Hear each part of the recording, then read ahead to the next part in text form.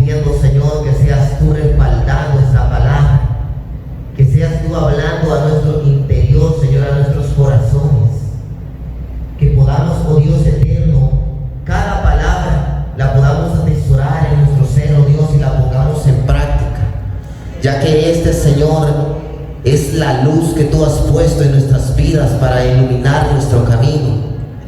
Gracias, Padre Celestial, por tu infinito amor y por tu misericordia. Gracias, Señor, por la iglesia. Sabemos, Señor, que muy pronto tú vienes por nosotros y que tenemos que estar preparados, instruidos, Señor, en tu palabra, para poder, Señor, volar hacia las nubes contigo. En el nombre poderoso de Cristo Jesús, yo te doy gracias, Señor. Amén, Señor, y amén. Aleluya.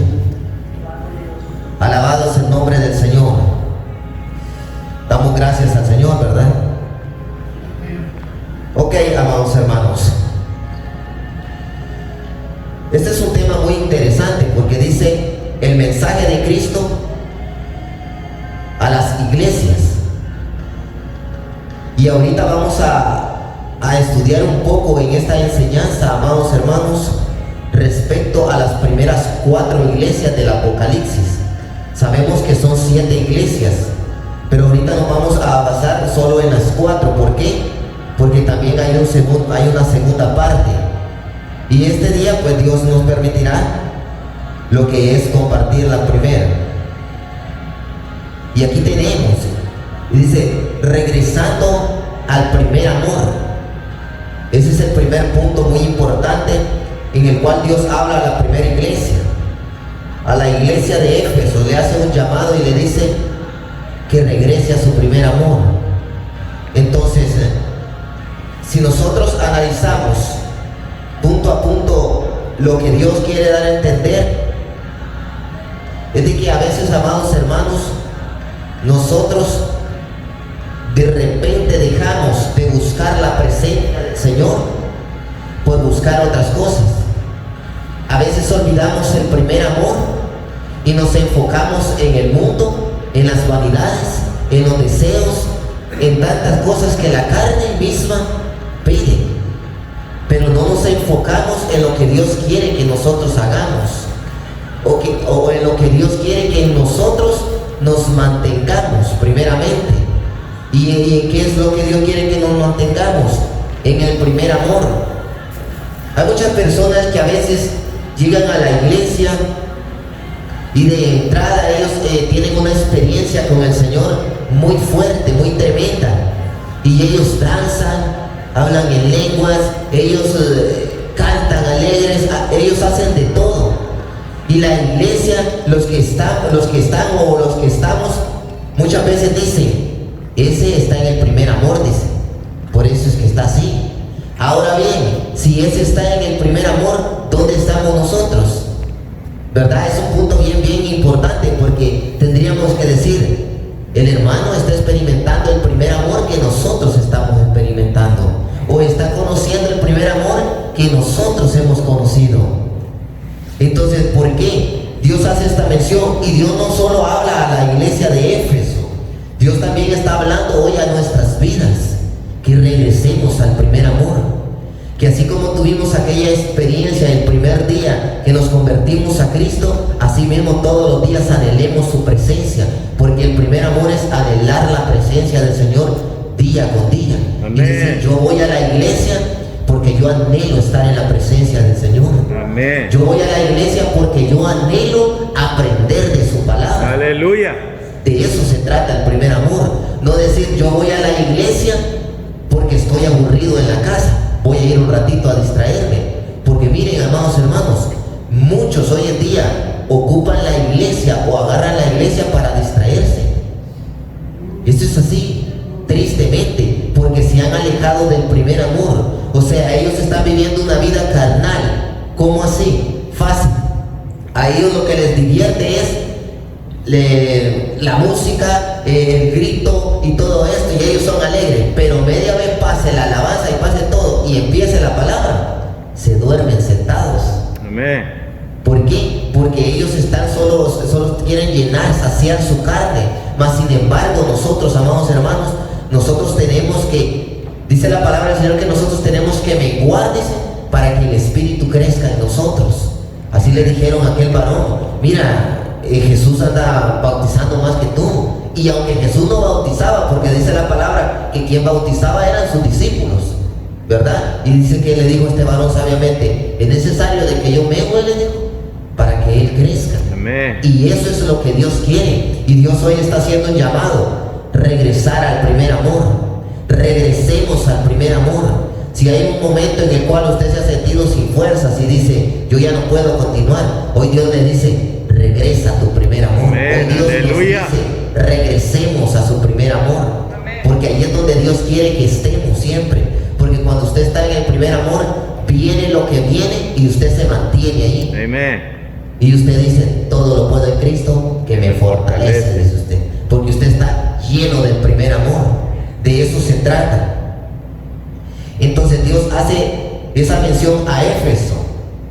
Y por eso dice: escribe al ángel de la iglesia en Éfeso, el que tiene las 7 estrellas en su diestra, el que anda, dice, en medio de las 7 candeleros de oro, dice esto: yo conozco tus obras y tu arduo trabajo y paciencia, y que no puedes soportar, dice, a los malos y a los que, permítame, dice, y ya has probado a los que se dicen ser apóstoles y no lo son, y los has hallado mentirosos. Amados hermanos, ¿cuántas veces hay personas que se han parado en el altar imitando de que son tal, que son esto y que son lo otro, y de repente nos damos cuenta del testimonio de esa persona y anda abajo? Entonces, ¿por qué? Porque Dios elogia a esta iglesia, es cierto. Primero le dice: los has probado y los has hallado mentirosos. Dios primero les da una palabra de elogio y eso es bueno. ¿Por qué? Porque la iglesia debe de estar despierta en cada momento. Amén. La iglesia no puede estar dormida, porque si la iglesia se duerme juntamente con el pastor, en este altar va a entrar toda mundanalidad y la iglesia no se va a dar cuenta. Amén. La iglesia todo va a ser amén, y aquí va a estar el pecado vivo encima de esto. Y este es un lugar santísimo. Aleluya. Este es un lugar, amados hermanos, que cuando yo subo la primera grada, créanme que yo siento un temor tremendo subirme allí, porque ese lugar se respeta, aún aquí donde estamos. Aleluya. Porque el templo del Señor es un lugar sagrado donde la gloria del Señor desciende hacia sus hijos. Amén. Entonces estos hombres probaron, dice, lo probaron, y todo el que llegó lo hallaron mentiroso y lo desecharon. Eso es lo que la iglesia hoy en día tiene que hacer: no correrlo, pero sí exhortarlo con la palabra y decirle: este es pecado y no tienes que hacerlo, porque eso es lo que Dios nos manda. Mire, la palabra del Señor dice, y es fuerte, y muchos dicen: pero es que el hermano predica de esta manera y puede ofender a la gente. El lenguaje de Dios hay que entenderlo. Dice la palabra del Señor que todo aquel que no predique la verdad y que calle la verdad y que no se la diga, dice que se convierte en un perro mudo, dice. Así dice la palabra. ¿Y ustedes creen que esa es una palabra bonita? Que me digan a mí: vos sos un perro mudo porque no hablas la verdad. ¿Creen que me va a gustar? Pero tengo que aceptarla si no me paro y digo la verdad. Amén, aleluya. Si la estoy cubriendo. Entonces de eso se trata.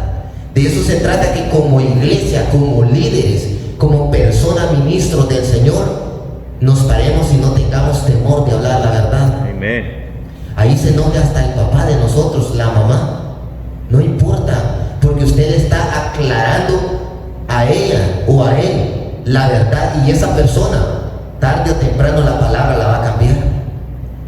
No nosotros, sino la palabra. De eso se trata, amados hermanos. Pero pasa algo tremendo en esta iglesia de Éfeso.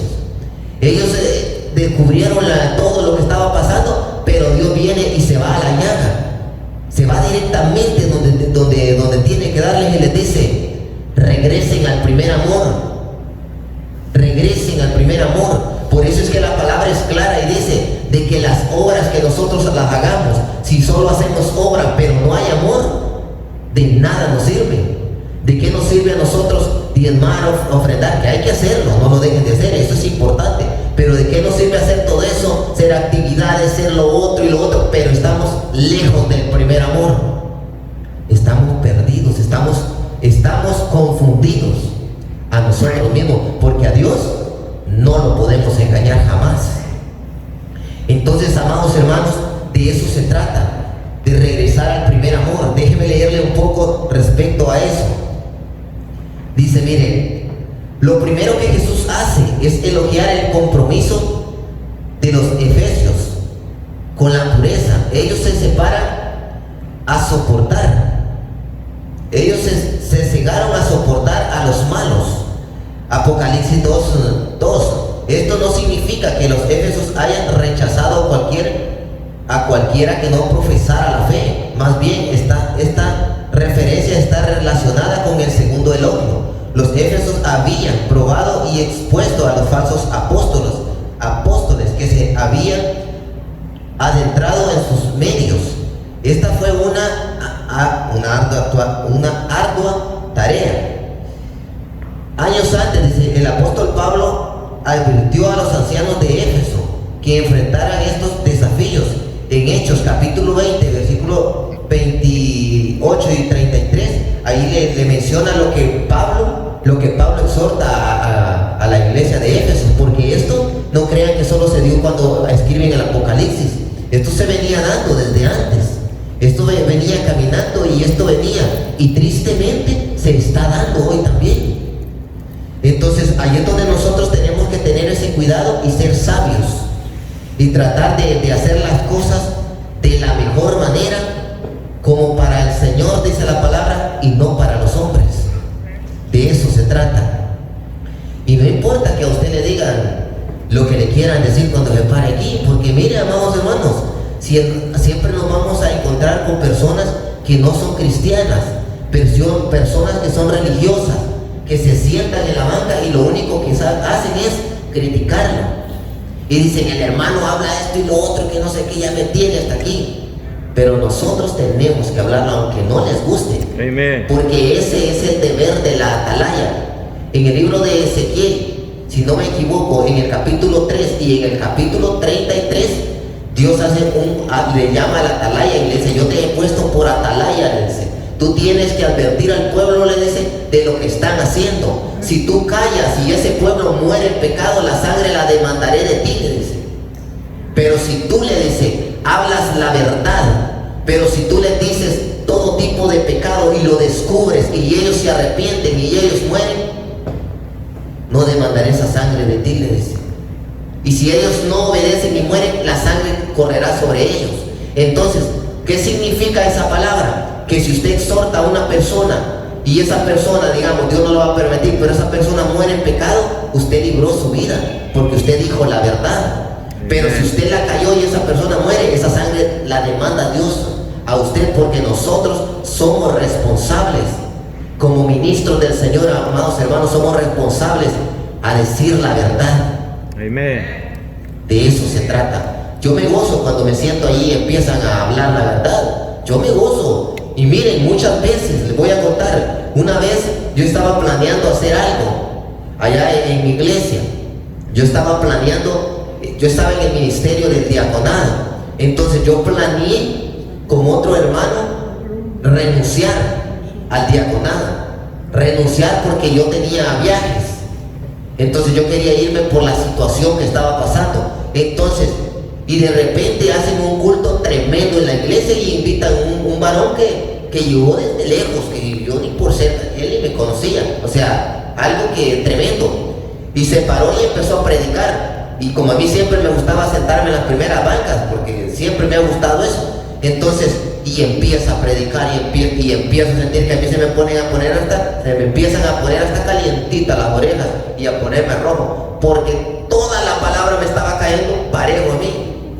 Porque dijo, hay muchos, dijo, que están queriendo renunciar, dijo, aún a los ministerios, dijo, se están vistiendo de cobardes, y empieza a hablar. No, eso era para mí, dije yo, porque yo era lo que lo había pensado, porque Dios siempre va a mandar una palabra de advertencia. Amén. Para que nosotros digamos verdaderamente, yo estoy en el error, voy a cambiar esto. Claro, Claro, de eso se trata. La exhortación no viene, amados hermanos, para que usted salga a la carrera y se vaya enojado. La exhortación viene para que usted se arrepienta y haga las cosas mejor delante de Dios. Que las hagamos mejor, porque me implico yo, porque todos tenemos que hacer las cosas mejor delante de Dios. Aleluya. Y de eso se trata, regresar al primer amor. Si en un momento nos hemos alejado, hoy es el día en el cual podemos decirle al Señor: yo me acerco más a tu presencia, Señor. Amén. ¿Sabe por qué? Porque la iglesia hoy en día se ha convertido como en una iglesia mecánica.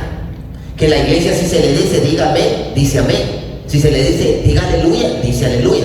Pero media vez no se le diga nada, la iglesia está dormida. ¿En serio? ¿Y antes qué pasaba en la iglesia primitiva, hermano?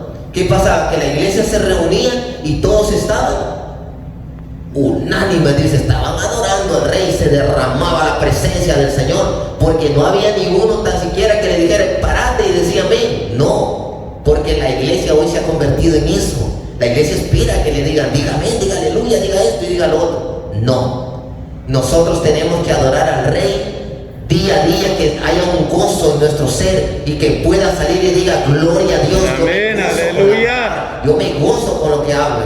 De eso se trata. De eso se trata el primer amor. Y ejemplos. Y les voy a poner un ejemplo para pasarme rápidamente al otro tema, al otro punto. Respecto a cuando usted se enamora.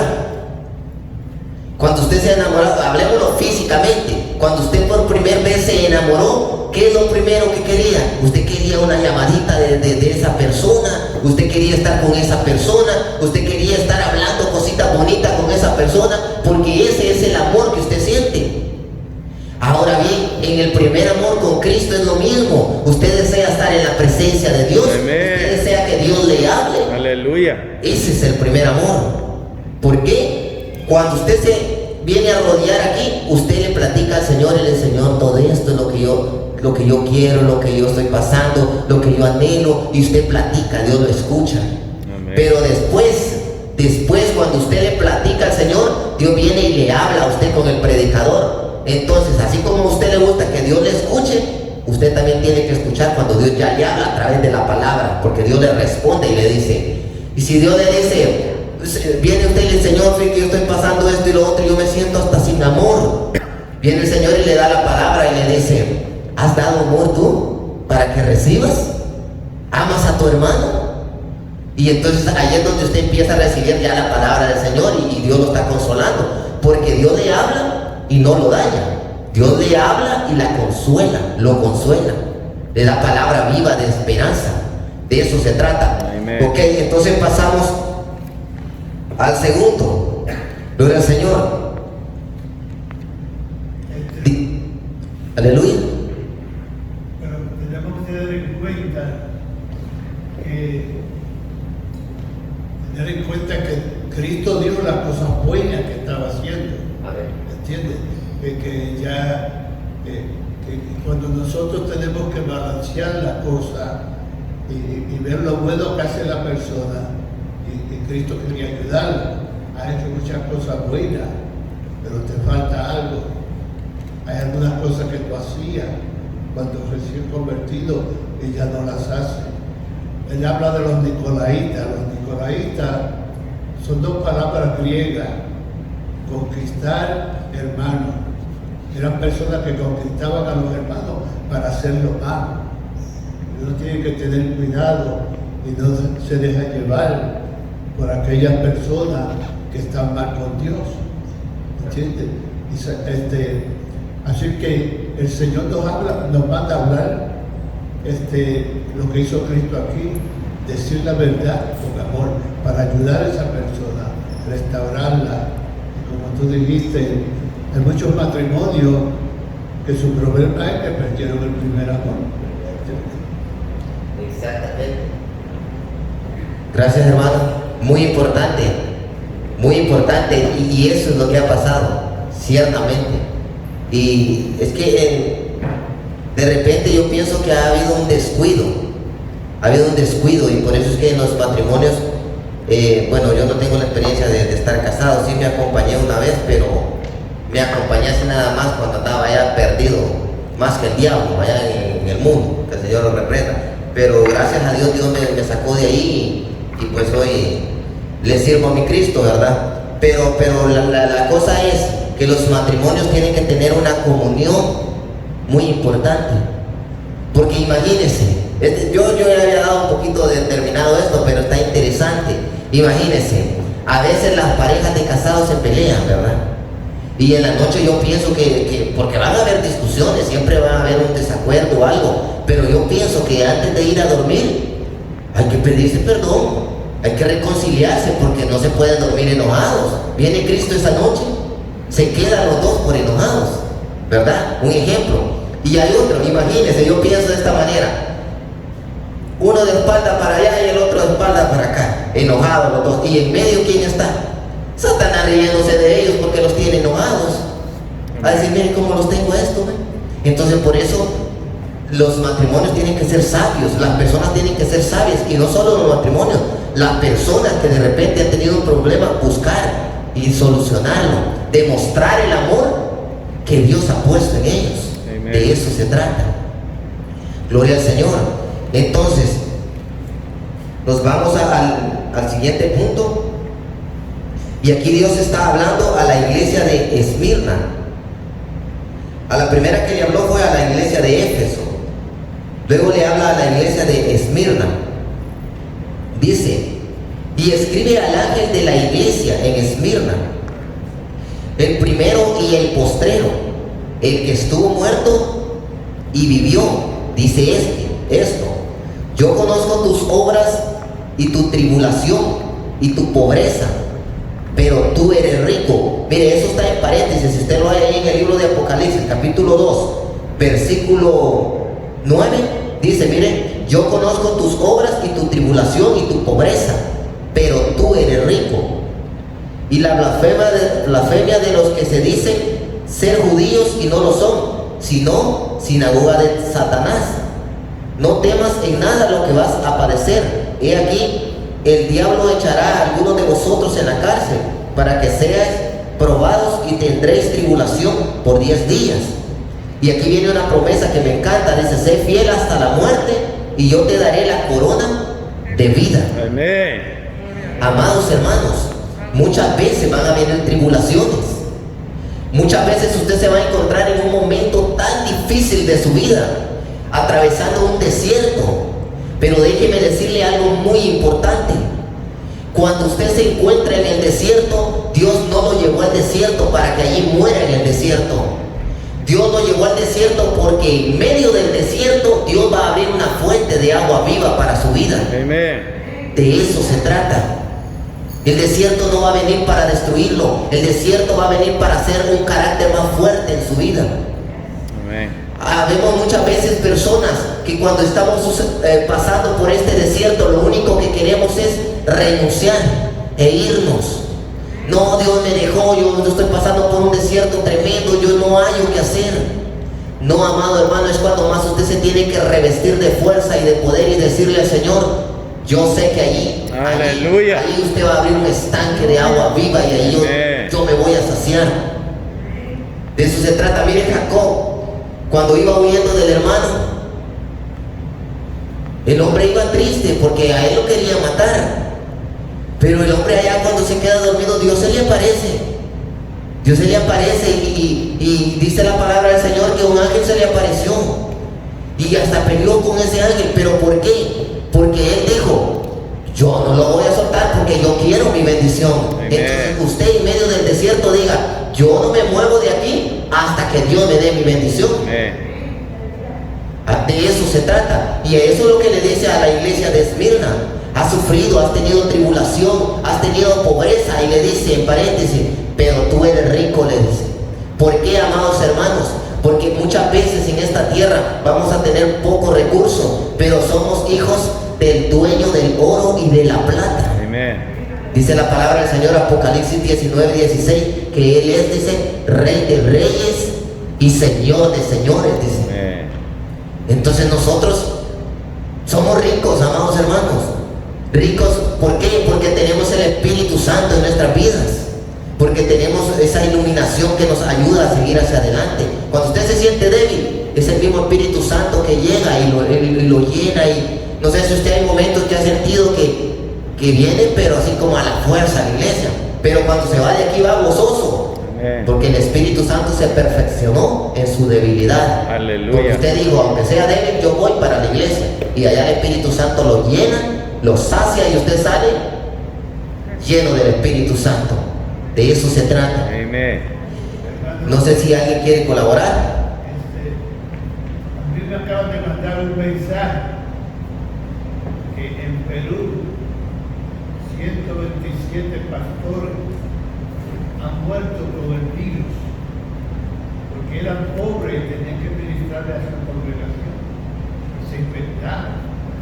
Y eso es un número grande. 127 murieron con el virus, pero era porque no tenían otra opción que ministrarle al pueblo y abrir sus iglesias, ¿entiendes? Así que yo creo que está hablando no solamente de que eran pobres materialmente, pero no espiritualmente. Exacto. Y eso es lo más importante en la vida. Pero hay gente, ¿verdad?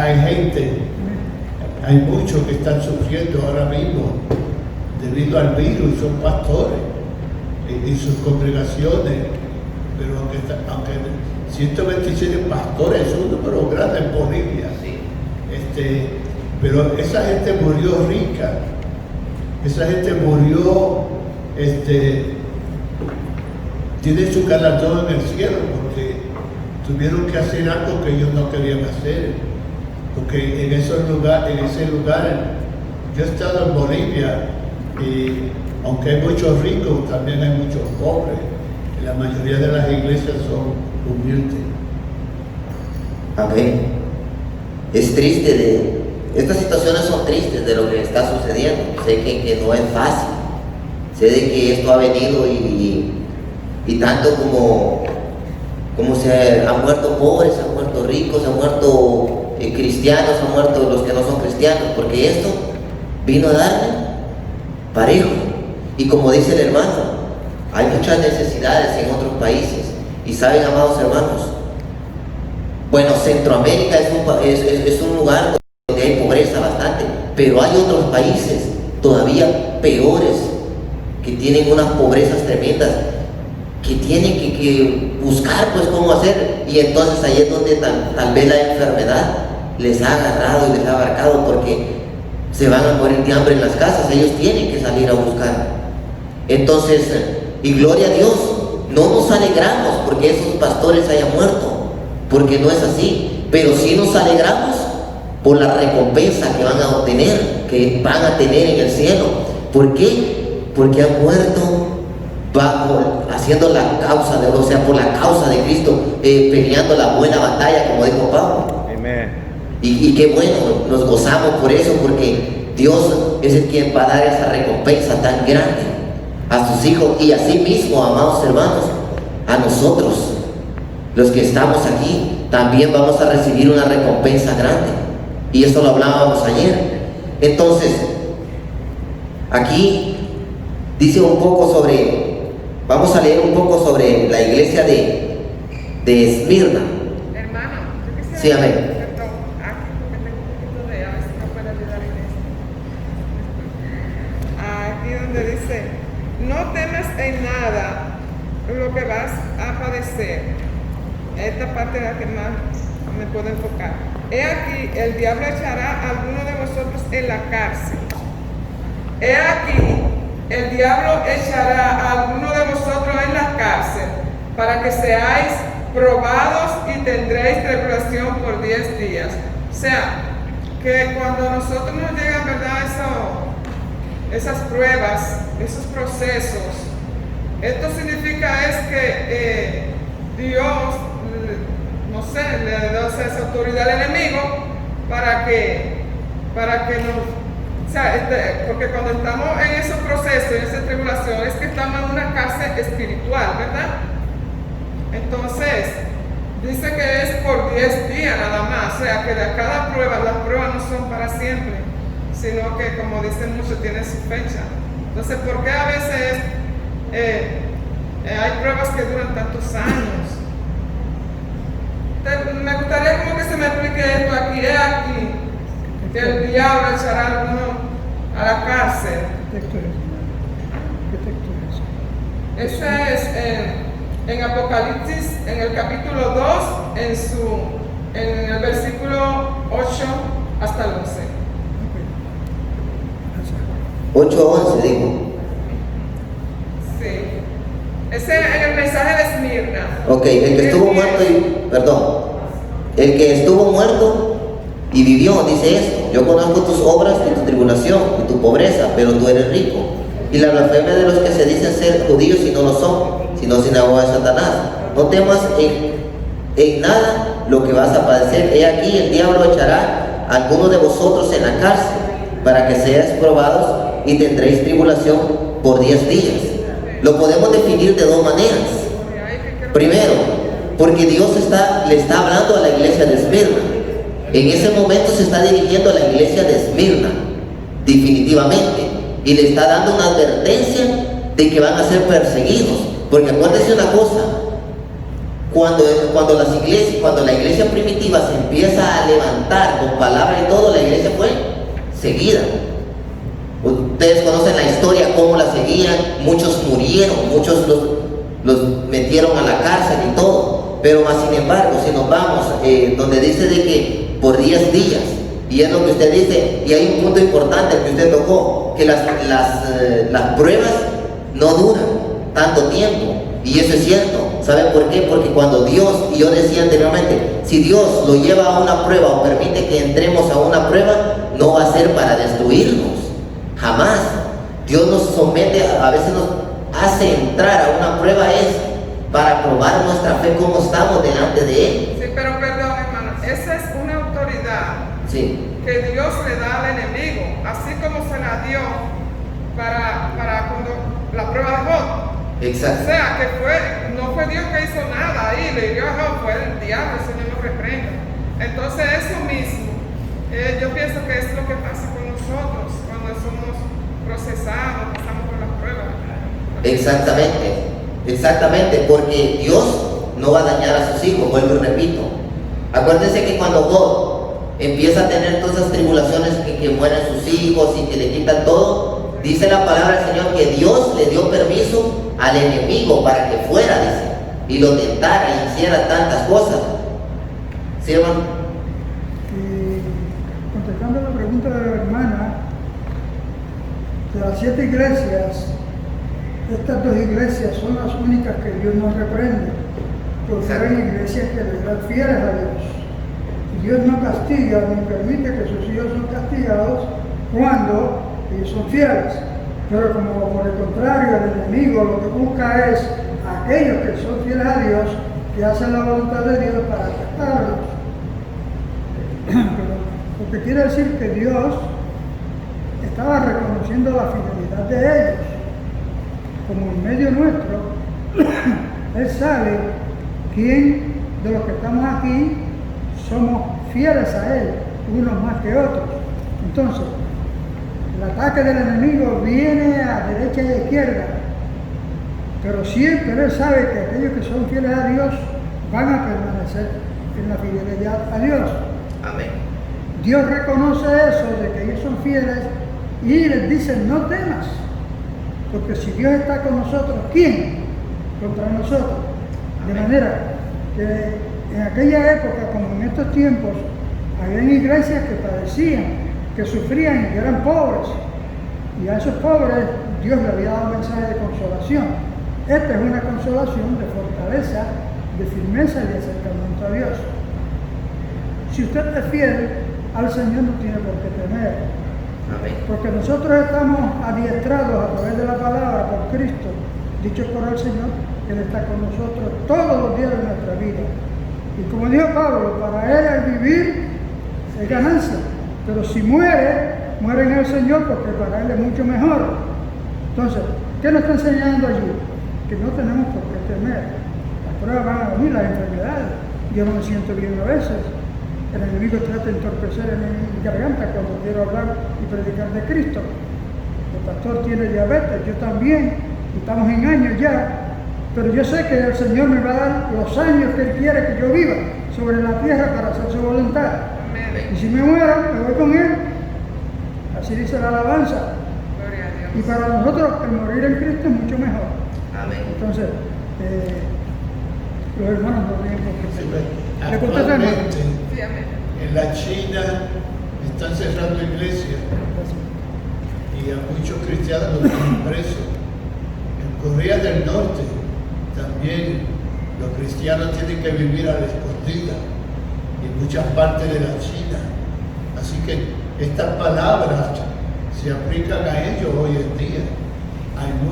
Nosotros gozamos de libertad religiosa, pero hay muchos países donde no la hay, donde tú tienes que servir al Señor a la escondida. Y estas palabras de Cristo los consuelan, Amén. pero ellos no están ahí por 10 días. Ellos van a estar, algunos de ellos tienen muchos años ya en la cárcel, pero muchos de ellos cuando están en la cárcel organizan grupos de oración, predican el Evangelio y se ganan a otros presos para Cristo. Así que donde quiera que nosotros estamos, no importa la prueba, tenemos que ser testigos de Jesucristo. Amén. Muchas gracias, hermanos. Como dijo el pastor, yo conocí allá en República Dominicana una persona que tenía un preso, que tenía una iglesia grandísima en la cárcel. Y cuando después salió libre, pues hubo uno de los presos que estaba se quedó encargado del culto y se le visitaba y hasta iba y se le daba ya Santa Cena, aquí iban los ministros allá a predicar, porque había una iglesia y le asignaron un lugar donde le prepararon los bancos y cosas, en una habitación aparte, y para dar un culto, porque muchos presos se convirtieron. Pero el caso de los 10 días, como él dice, eso fue para esa iglesia. Fue para esa Pero iglesia. yo me refiero porque esta es la casa física, nosotros es la casa espiritual. Exacto, pero no tiene que ser por 10 días. Hay pruebas, como usted dijo, Que son la de que duran años. La de confirmar. Exactamente. Y mire, cuando mandaron a Juan, al apóstol, Sí. a la isla de Patmos, porque no sabemos por qué tiempo duró ahí. Y él estaba tirado en un lugar solitario, que lo que había era plaga, alacranes y serpientes y cosas así. Y a él lo tiraron ahí, lo exiliaron en ese lugar, para que muera ahí.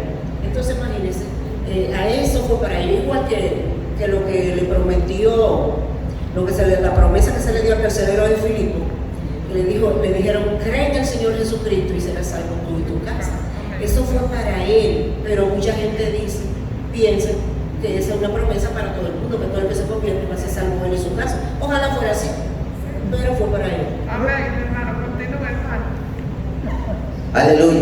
Gracias, hermanos. No, es que de eso se trata la enseñanza. Créanme, amados hermanos, que hoy es el día que yo veo que hay bastantes hermanos y estamos así. Y yo me gozo, porque yo lo dije el domingo antepasado. La iglesia tiene que estar presente, porque es donde sale de dudas, donde colabora, donde aprende. Hay muchas cosas. Desde eso se trata la enseñanza. Ustedes creen que es bonito que solo esté el hermano, él, yo y mi tío, los 4 sentados aquí, la hermana ahí. Y no crean, si no es fácil. A mí me tocó a veces empezar cultos, aquí no, allá sí, en la otra iglesia, que a veces un hermano estaba, Dios les bendiga, hermanos. Y la gritación con el micrófono. ¿Por qué? Porque hasta por fe nosotros tenemos que declarar que la iglesia se llena. Amén. De eso se trata. El evangelio no es para faltos de fe, el evangelio es para personas llenas de fe. Dijo Pablo, no me avergüenzo del evangelio porque es poder de Dios. Amén. Entonces yo me gozo y si lo que me pone un poco triste es que el tiempo no le alcanza a uno, porque si ustedes se dan cuenta ya son las 11. Entonces, pero empezamos a las 10:30, también tenemos que ver eso. O sea, no sé cómo estamos con el tiempo aquí, falta todavía que hablar un poco, pero voy un poco más rápido. Pero quiero leerles, porque allí en esa palabra que da Esmirna, según el estudio y todo, dice de que ya hay unas cosas como que, mejor se las leo para que me lo entienda mejor. Dice, miren, Esmirna y Filadelfia son las únicas de las 7 iglesias a quienes el Señor elogia y no reprende. En ambos casos, Él reconoce su perseverancia ante las extraordinarias oposiciones, dice, satánicas, y los exhorta a soportar, lo que decía el hermano Eladín, soportar. De eso se trata, soportar. Ok, ustedes siguen la historia ahí y dice, miren, lo primero que hace el Señor es reconocer su pobreza y su tribulación. Apocalipsis 2:9, su pobreza, dice. Es notable, dada la riqueza histórica de su ciudad. Estas dificultades de seguro fueron el resultado de su fidelidad a Jesús y su negativo a participar en actividades idólatras. Si usted analiza lo que está dando a entender esto, es que la iglesia cayó en un tiempo de pobreza, no porque Dios la abandonó, sino porque se negó a hacer todo lo que el mundo hacía. Y la vieron como anticuada, pues dijeron, esta iglesia quiere hacer lo de ellos, entonces dejémoslo, que se mueran de hambre. Entonces fue cuando la iglesia no pudo tener esas entradas, esto y lo otro. ¿Pero por qué? Porque hizo algo tan grande, y fue que renunció a la idolatría, a practicar idolatría. Amados hermanos, de eso se trata hoy en día, a renunciar lo del mundo. Dice la palabra del Señor que el que se hace amigo del mundo, dice, se constituye enemigo de Dios. Entonces, y por eso es que Dios le quitaron los privilegios de la entrada económica y pasó tribulaciones económicas grandes, pero ellos tenían el privilegio de que Dios lo elogió. exactamente. Dígame una cosa, ¿de qué sirve tener muchas riquezas y Dios no va a estar ahí? ¿Verdad que sería algo ilógico? Pues no es como Dios le dice, eres pobre, pero yo te digo, eres rica. O sea, Dios le recalca, tú eres rica, porque has escogido la mejor parte, has escogido lo mejor. Entonces de eso se trata, amados hermanos. ¿Y por qué aquí en esto habla algo muy importante? Porque le dice, miren, hay unos como contrastes ahí, pues en la Biblia, pero Dios los especifica bien. Lo primero le dice, tú eres pobre, pero yo digo, eres rica. Como que hay un contraste, pero es rica.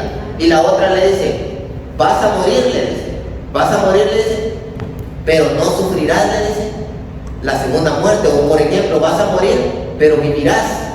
¿Por qué? Porque los cristianos, nosotros en Cristo, un día este cuerpo tiene que morir, pero nosotros vamos a vivir eternamente. Mas sin embargo, los que mueran sin Cristo tienen una segunda muerte, y es ya tirados al lago de fuego, que eso ya es otro tema. Entonces, pero nosotros tenemos esa esperanza. Entonces, eso es muy importante, amados hermanos, que nosotros sepamos esto.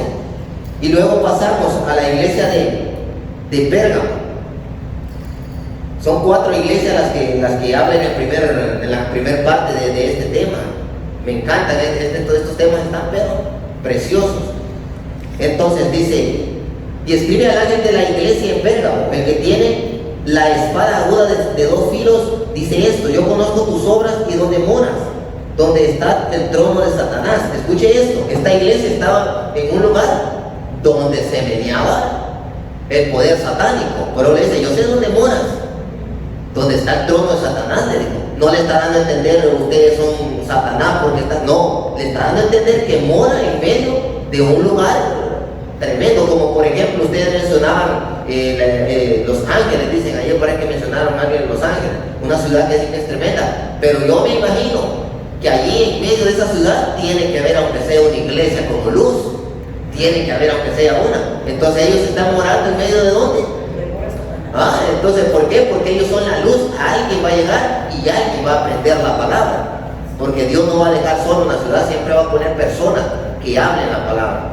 Entonces bien, y le dice, pero retienes mi nombre y no has negado mi fe, ni aún en los días en que Antipas, mi testigo fiel, fue muerto entre vosotros, donde mora Satanás. Pero tengo aquí viene lo que Dios le dice, pero tengo unas pocas cosas contra ti, que tienes ahí a los que retienen la doctrina de Balaam. Y si ustedes conocen la historia de Balaam, dice de que lo que hacía era inducir al pueblo a la idolatría, a los pecados mundanos, a todo lo que es pecado. Entonces retenían eso allí, pero es algo muy importante porque en todas las iglesias Dios siempre recalca algo, y eso es lo que me gusta. Es de que en las iglesias, en estas iglesias, habían unas personas que hacían lo malo, pero siempre había un grupo, amados hermanos, que estaba haciendo lo bueno. Como por ejemplo, nosotros venimos y hablamos de la iglesia hoy en día, y la iglesia no solo somos nosotros, la iglesia es a nivel mundial. En medio de toda la iglesia a nivel mundial hay personas que están practicando lo malo delante de Dios, que se van a los ídolos, que se van a esto y a lo otro. Pero en medio igual de toda esa iglesia habemos un grupo que estamos haciendo la voluntad de Dios, y por eso tenemos que regocijarnos, y por eso tenemos que sentirnos felices, porque siempre habemos unas personas que decimos no al pecado. De eso se trata. Pero, Entonces, hermano, sí. necesito, aquí nos dice, pero tengo unas pocas cosas contra ti, que tiene ahí a los que retienen a la doctrina de Balaam. Aquí en el Nuevo Testamento el Señor dice, dejad que el trigo y la cizaña crezcan. Entonces, ¿por qué el Señor? Porque, por ejemplo, aquí entre nosotros pueden haber personas que no son cristianas y vienen todos los domingos a la iglesia y practican lo malo, pueden practicar algo malo. Y el mal mayor es, ¿cuál es de esa persona? Que no se entrega su alma a Cristo. Pero nosotros lo tenemos aquí porque tenemos el amor de Dios, y para ver si esa persona, en colaboración de nosotros, puede venir a los pies de Cristo, que eso es lo que en realidad anhelamos. Pero no entiendo por qué el Señor le reprocha a esto. Por favor, un anciano de la iglesia que me pueda oír. Ok, amada hermana. Mire, y ponga atención en esta parte que le voy a leer, es importante, porque Dios habla primero al siervo y al final dice que el que tiene oídos oiga lo que el Espíritu dice a la iglesia. Pero primero dice, miren, escribe al ángel de la iglesia. Escucha eso, al ángel. ¿Quién es el ángel de la iglesia? El pastor. Escribe al ángel de la iglesia. ¿Por qué hace esta mención? Porque en la iglesia ese ángel es el responsable. Es el responsable primero de que los que están haciendo el bien, llevarlos siempre en el camino, siempre inducirlos. Pero los que están haciendo el mal, también decirles, dejen eso y vuelvan a lo que tienen que hacer. ¿Por qué? Porque él escribe al ángel de la iglesia y le dice, pero tengo unas pocas cosas contra ti. ¿Por qué? Porque esta persona, este pastor que estaba aquí, estaba todavía como entre camaguas. ¿Por qué? Porque acudía al pueblo que estaba haciendo lo bueno, pero también estaba reteniendo lo que estaban haciendo los malos, aquí lo que estaban haciendo los malos, porque había pocas personas. O sea, por eso es que Dios viene y le reprende al ángel de la iglesia, le reprende al pastor y le dice, pero tengo unas pocas cosas contra ti. O sea, no dice, por eso es que la palabra es clara, escribe al ángel de la iglesia. Y si usted lee, ya cuando termina cada mensaje de la iglesia, de cada iglesia que le habla, dice, el que tiene oídos oiga lo que el Espíritu dice a las iglesias. Ahí sí ya habla a las iglesias, pero de principio se dirige a la cabeza, a lo que Dios tiene ahí, porque Él es el responsable. Si de esa puerta deja entrar la paganidad aquí, es el responsable si de esa puerta deja de que las personas entren y se santifiquen y les hable la verdad. Esa es la responsabilidad del pastor hoy en día. Tristemente se siente pesado, pero esta es la realidad, amados hermanos. Sí, puede. El pastorado es de Dios. Amén. El ministerio, la iglesia es de Dios. Jesucristo la dirige, el Espíritu Santo está en medio de la iglesia. Lo que quiere decir que hay muchos que les gusta esto, porque cuando la iglesia es grande tiene mucho dinero y aporta dinero y ellos se enriquecen rápidamente. Pero el que trabaja en el pastorado por esos intereses está perdido, está fracasado. La responsabilidad es ante Dios primeramente, Jesucristo, y con el pueblo. De manera que cada miembro que viene a la iglesia y se convierte al Señor, tiene una bendición de parte de Dios y se somete a la palabra mediante la dirección del líder. Amén. Y el líder no es aquel que deja pasar aquellas cosas pequeñas y que brega con las grandes. Aquí hay que trabajar con todo. Amén. Desde la organización principal hasta el final del ministerio, que tiene muchos requisitos. El doctor Edra Betancourt es mi mentor, fue mi maestro cuando yo me convertí al Señor hace 54 años atrás. Amén. Fue mi maestro bíblico y me ha dado el ejemplo. Un hombre fiel a Dios, a su denominación. Yo siempre he estado en esta organización por el tiempo que me convertí desde el año 63 hasta acá. Lo que quiero decir es que cuando Dios llama a un hombre, lo llama porque sabe que le va a ser fiel y va a trabajar para él. Hemos cogido indirectas y presiones de asesinato, de muerte. Por ejemplo, a mí me han amenazado más de 14 o 15 veces. Lo que tú le has dicho, joven, a ellos le he dicho yo. O sea que yo he callado, porque estoy en Cristo. Sé quién es el Señor en mi vida. Él me salvó. Pero en mi juventud, yo no se las aguantaba a nadie. Yo los iba a buscar a la casa, a los que me retaban, y allá se allanaban. Aleluya. Pero en Cristo he soportado de mi familia, mis hermanos, mis primos y toda la familia, y de los amigos que se decían ser amigos. O sea, que yo tengo la convicción de que Cristo me salvó. Me lo ha demostrado en más de 20 veces. Más de 20 veces. Me lo demostró en Israel en el año 89. Quiere decir que esto parece fácil para algunos. Yo tuve un grupito como de 40 hermanos, casi todos mayores, 70 años para arriba, y querían culto todos los días. Yo trabajaba 8 horas diarias, pertenecía a la avanzada del alcalde de mi pueblo, era director del cementerio, tenía que velar y dar mensajes a los muertos, pero también se lo dirigía a los vivos. Lo que quiero decir es que tenemos responsabilidades y eso sigue con nosotros hasta que muramos. Gloria al Señor. Esto no es cosa de ponerme un traje todos los días y aparentar y hacer un chistecito cuando predico, porque esto es serio. Exactamente. Amén. Continúa con el estudio. Sí, un momentito, hermano. No se me adelante. Aleluya. Cuando nosotros tenemos la autoridad de Dios, Dios es el que nos dirige y nosotros nos debemos a Él. Estas iglesias, había algunas que eran fieles a Dios, pero había otras que el líder dejaba pasar muchas cosas. Cuando usted es ciego, o soy ciego, dejo pasar aquello que no veo. Exacto. Pero si nosotros lo vemos, tenemos que corregirlo por la palabra. Amén. Agradamos a Dios. Y el que no le gusta y quiere someterse a Dios se queda. El otro se va porque quiere vivir en el mundo del pecado y perderse. Amén. Gloria al Señor. Y me gozo porque siempre hay grandes líderes en las iglesias. Siempre. Miren, amados hermanos, hay unos que andan, que arrastran, pero hay otros que ahí se paran y dicen la verdad.